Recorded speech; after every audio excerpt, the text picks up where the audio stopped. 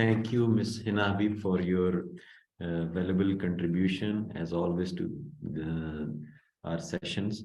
You talked about the need of launching GDI and GSI, why it was felt uh, for China and for the developing world to launch such initiative. Like the world, when it went to after the Second World War, the United Nations was formed, and it was felt that the world should no more go into such wars. But over the period of time, the countries felt that United Nations is becoming an organization which is safeguarding the interest of developed world, particularly the Western world. So the developing world felt kind of left out. And then you also mentioned about the unilateral approach of the Western countries, and contrary to that, China talks about the multilateral approach. So therefore, the need was felt, and especially the recent Russia-Ukraine war. So the need was felt that some the security initiatives, like global security initiative that China has launched, should safeguard the interest of developing world, and especially multilateral approach should come. And that's how the developing countries can also be safeguarded by they could also be such robust security mechanisms which can safeguard their interest as well. There should be some country in the world, some mechanism in the world that should talk about their security, not only security at borders, but security inside their cities, inside their malls, inside their markets. So you very well elaborated that. And then you also talked about that such initiatives like GDI and GSI are getting the appreciation of all other countries. Like you mentioned, Iran joining this initiative, and the China perhaps also talking about security in the Middle East. So it's gaining the popularity and attention of all other countries. And you mentioned that 60 countries have already joined GSI. That's phenomenal. And then you also talked about that US perhaps was not practically moving to those security mechanisms, or was not ensuring those security mechanisms. Instead, it was behaving like a bully. So that's why there was a huge vacuum, and that vacuum is filled by China as an answer. That is an answer of that behavior. So that's how they launched GSI and GDI. So thank you very much, Ms. Hina Habib. It's always a pleasure listening to you. Now we have another speaker with us, Mr. Zamir Asadi. He's waiting, and I'll give him the floor, sir. Please go ahead. Thank you very much, Shamsad. Once again, thank you for the organizers who have invited us to share our ideas on these very important topics. So today, the Global Development Initiative and the Global Security Initiative, both of these concepts are very important and very significant. And because the international community is also talking about these kinds of concepts that are being introduced by China under the leadership of President Xi Jinping and the Communist Party of China.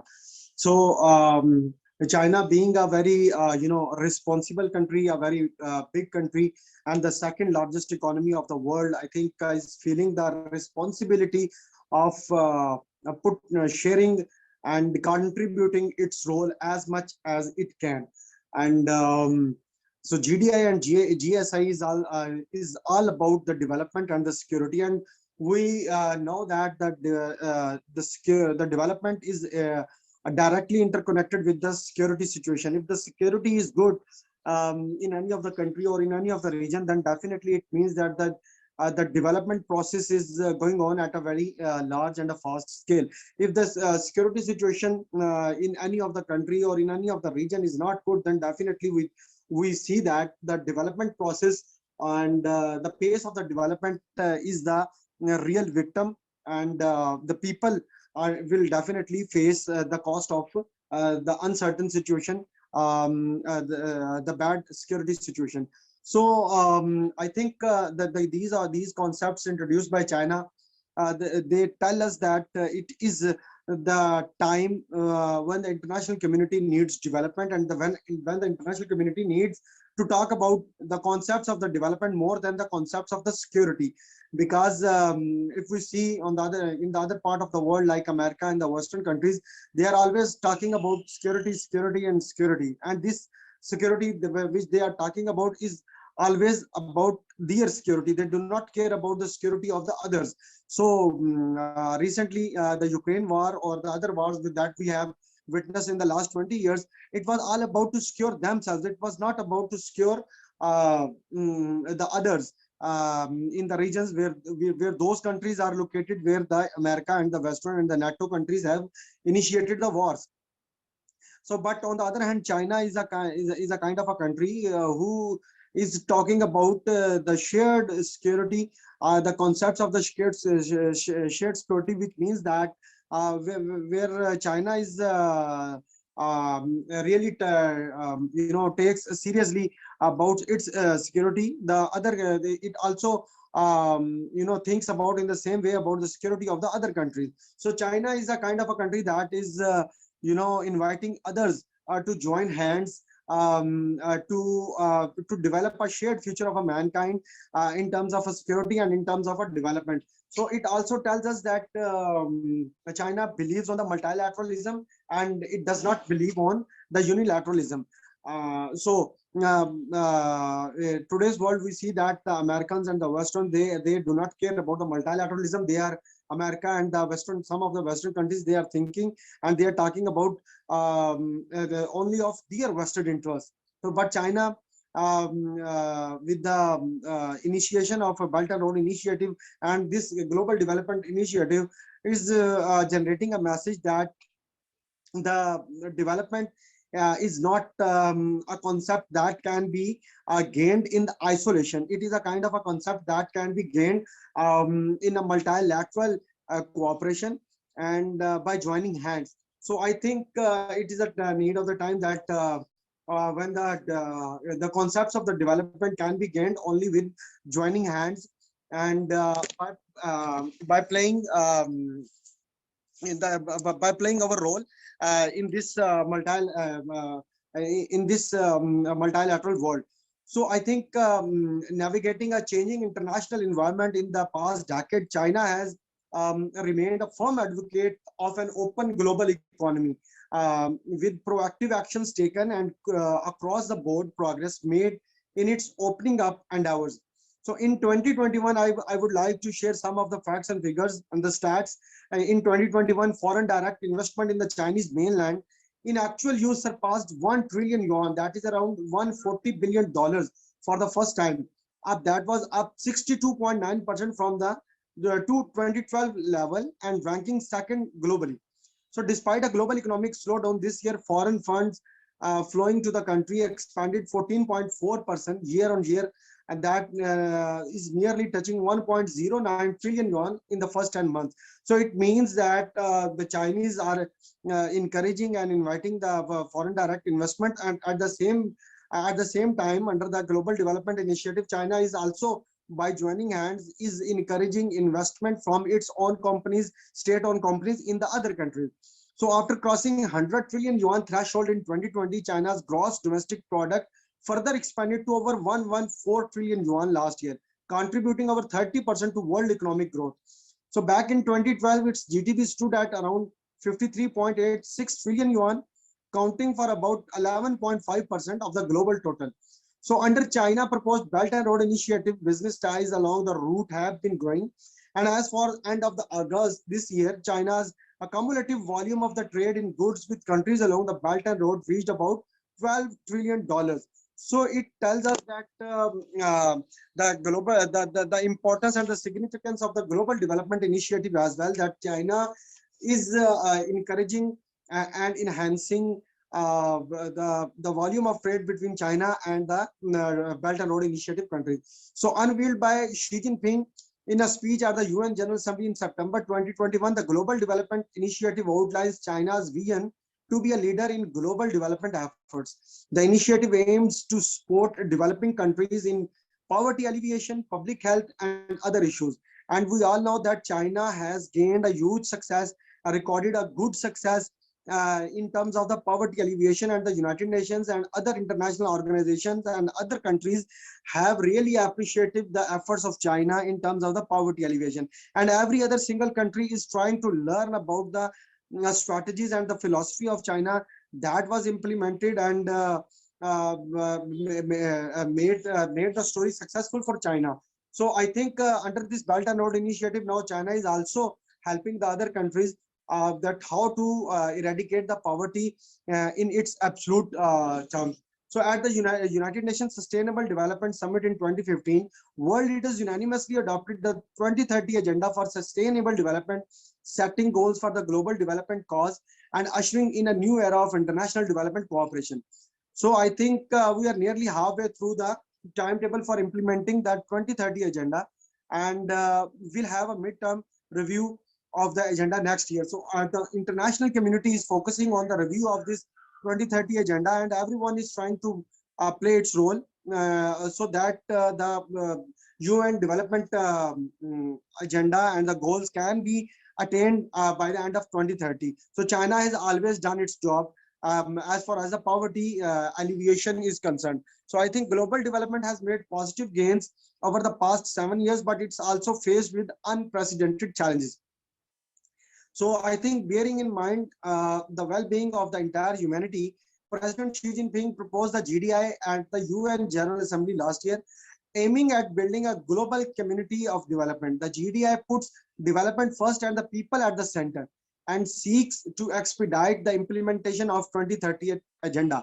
So the putting up the people at the very core it means that China always care about the well-being of not only of its citizens or people, but China is also thinking about the well-being of the international community, and especially about the people who are whose countries are in partner with China under various platforms like Belt and Road Initiative, SCO, and other concepts. So I think I was reading the figures that 1 year on, the GDI has received support of over more than 100 countries and many international organizations, including the United Nations. So more than 60 countries have joined the group of friends of the GDI. Today, the group of friends have become an important force, boosting solidarity and coordination among countries as they work together to pursue the development. So everyone is clear about it that if we are committed to get our development and the pace of the development, then definitely, first of all, we would have to improve the security situation in our countries and in the region. So the China is helping its partner countries in this regard as well. So it has also become an effective platform for us to have a discussion with the United Nations Development System on the implementation of 2030 agenda. It is thus of the great significance that we have the ministerial meeting, the meetings going on that are also focusing that how our targets and the goals can be gained. So I think the Global Development Initiative and the Global Security Initiative, both of the concepts of this are very directly and indirectly connected with each other. And we hope that China, being a big country, as a very responsible country, as it has played a very significant role in terms of the COVID-19 eradication from the world by offering its assistance in terms of the virus testing, and then by providing the various medical assistance to the international community. Now China is in a position to help the international community to gain the absolute concepts of the development and to absolute concepts of the security by joining hands with each other. Thank you very much.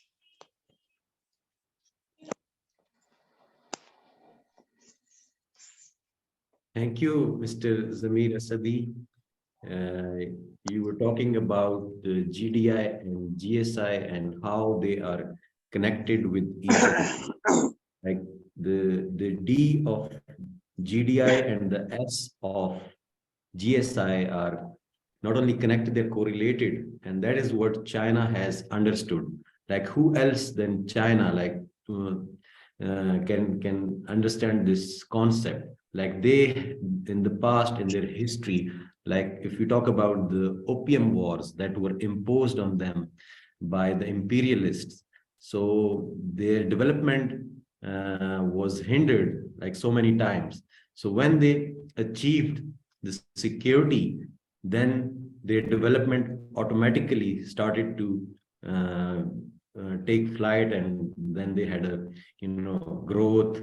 So that's how China has learned, and that's why they know the importance of development and security. Both are important, both are correlated with each other.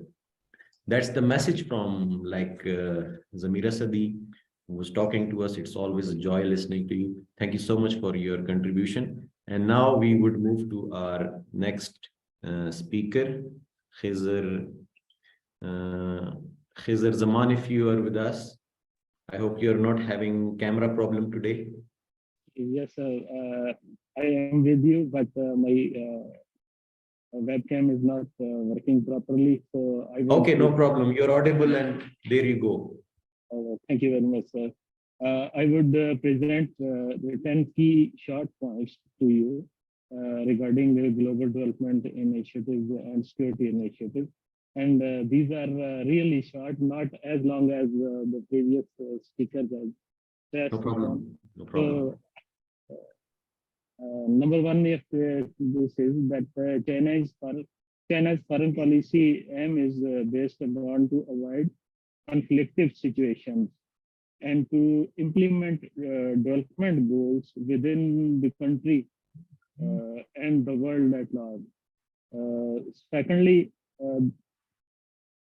in recent past, President Xi Jinping has had stated number of times about China's foreign policy goals by delivering a key report to Communist Party of China's Congress. President Xi said, and I quote here, China has always been committed to its foreign policy goals of upholding world peace and promoting common development, reiterating the country's dedication to promoting a human community with a shared future. With this note, I think President Xi Jinping has reiterated that always they will remain committed to provide common development goals. I think this is quite positive in its aspect. Thirdly, I would present that the impact of COVID-19 and flare up of regional and global conflicts to address such situation. President Xi further stressed the need to overcome growing deficit in peace, development, trust, and governance. President Xi has further proposed global development initiatives and global security initiatives in his number of speeches. China's foreign policy aim is normally based upon to avoid conflicted situations and not indulge into matter of others. China has been implementing 2030 UN agenda for sustainable development with aim to fundamental pursue of the initiative to meet the aspirations of people around the world for a better life and to realize the common values of humanity. Further, I would say that China has been forefront to reduce poverty and food security by conducting Friends of GDI summit at the UN comprising more than 60 countries. South Cooperation Trust was formed with 50 million US dollar budget. Regarding climate change, I would say here that Climate Action Cooperation Center was formed to support relevant countries in enhancing their capacity to cope with climate change. Further, I would present here Mr. Xi's global vision and people-centric philosophy. The GDI aims to focus global attention on development, foster development partnership, aiming more balanced global development. And regarding security initiatives, the GSI, which aims to common more comprehensive yet cooperative approach aiming at sustainable security and providing a rightly guided philosophy to ensure global peace and security. I think in this regard, China has implemented and pursue its policy to a great extent by promoting peace and harmony in the region. And they have stressed upon US to implement international laws while taking decisions not to take aggressive actions against Iraq or any other Muslim country such as Syria to implement its hegemonistic designs. GSI are aimed at building a just and equitable security global community. And China's solution to security challenges, as she has said, that only when countries develop together can there be true development. Only when countries prosper together can there be true prosperity. China has normally been a contributor to global development, defender of international order, and provider of public goods, with promoting global development in its sites. With this, I thank you all. Thank you, Mr. Khizr Zaman, for your contribution. Basically, the concept, the one point that is very consistent out of this session is that development can be ensured when we have security in the region, or the world is more secure, and when we have peace, so only then we can talk about different development initiatives, be it work on the agriculture, be it the work on climate issues, and like the 8 practical cooperation areas which was discussed by Dr. Tahir Mumtaz Awan, be it food security, financing for development, industrialization, digital economy or connectivity. So all that can be ensured once we have security in our region or in our countries. And that doesn't mean like the security at borders. That also means our internal security in our cities. So with this, I think we are done with the panel discussion, and now we would be moving towards the question and answer sessions. And I think we are having 15 minutes for that.